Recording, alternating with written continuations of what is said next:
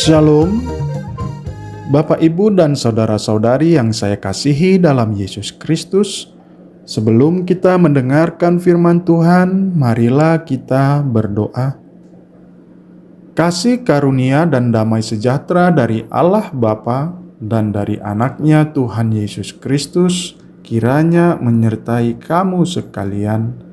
Amin.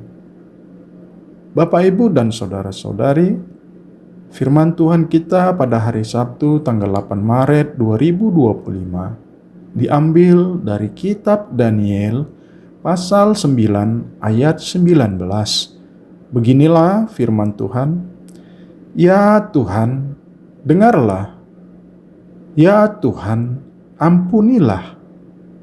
Ya Tuhan, perhatikanlah dan bertindaklah. Janganlah bertangguh oleh karena Engkau sendiri, ya Allahku, sebab namamu diserukan atas kotamu dan atas umatmu. Demikianlah pembacaan firman Tuhan. Bapak, Ibu, dan saudara-saudari, firman Tuhan pada hari ini merupakan bagian dari doa syafaat Nabi Daniel untuk bangsa Israel yang berada dalam pembuangan di Babel.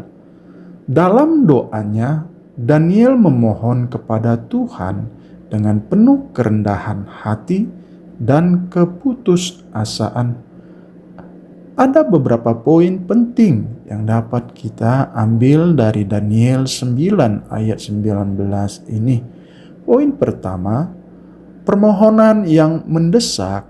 Daniel tidak hanya berdoa, tetapi dia berseru kepada Tuhan dengan kata-kata yang penuh intensitas seperti dengarlah, ampunilah, perhatikanlah, bertindaklah. Ini menunjukkan bahwa doa bukan hanya formalitas, tetapi ungkapan hati yang mendalam. Poin kedua, kesadaran akan dosa. Daniel memahami bahwa bangsa Israel sedang mengalami hukuman karena dosa mereka. Oleh karena itu, dia memohon pengampunan bukan berdasarkan kebaikan mereka, tetapi berdasarkan kasih karunia Tuhan. Poin ketiga, motivasi doa Daniel tidak berdoa untuk kepentingan dirinya sendiri, tetapi demi nama Tuhan. Dia ingin Tuhan bertindak supaya namanya dimuliakan, bukan dipermalukan di antara bangsa-bangsa. Sekarang, coba kita bayangkan seorang anak yang telah melakukan kesalahan besar.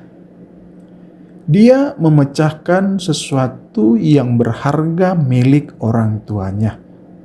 Dia tahu bahwa dia bersalah, tetapi dia juga tahu bahwa orang tuanya penuh kasih.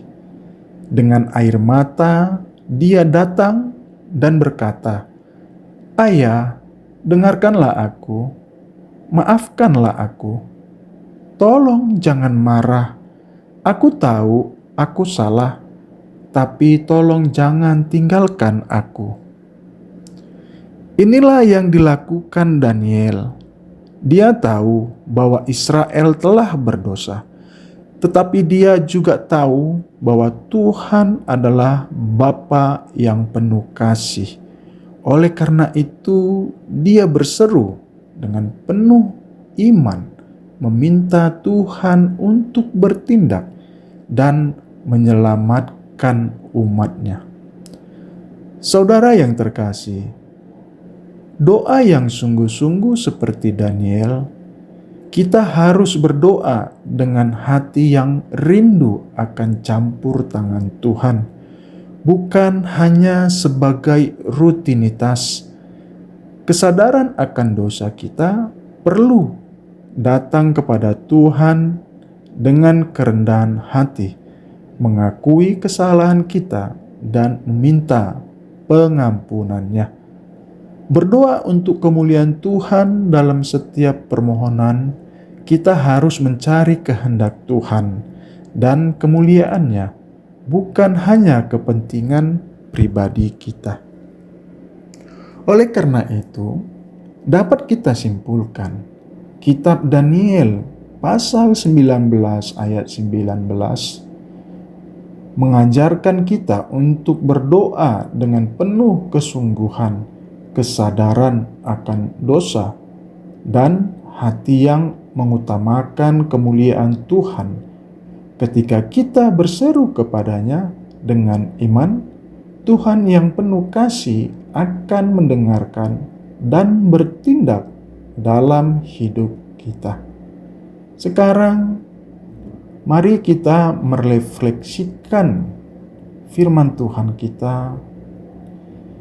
Mari kita bertanya dalam hati kita masing-masing.